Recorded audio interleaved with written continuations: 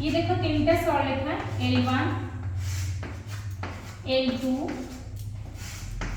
L3 ये तीनटा अंग सरलरेखा समांतर L1 समांतर L2 समांतर L3 जदि तीनटा अंग सरलरेखा समांतर थाए ये गोटे छेदक T1 ये गोटे छेदक T2 तीनोटी समांतर सरलरेखा को जदि दीटा छेदक छेद करूची A B C बिंदु रे एवं एपटे D E F बिंदु रे ताहाले कोन हबो ना AB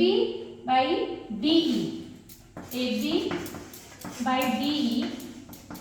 is equal to BC by EF is equal to AC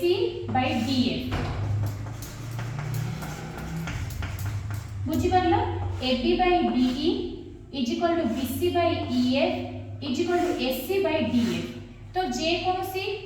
दुईटा कि तीनटार जदि आमे संख्या मान देई देथिबो रेखाखंडर दैर्घ्य देई देथिबो आमे तृतीयटा बाहर करि परिबा एई सूत्र अनुसार ताकू बेस करके आमे आउ भी नहीं परिबा कि AB by BC AB by BC is equal to DE by EF याकू भी आमे नहीं परिबा सेमती आउ कोन नहीं परिबा ना AB by AC टोटल डनबा AB by AC is equal to DE by DF मध्ये नहीं परिबा तो एई समानुपातिता को नेकी तमे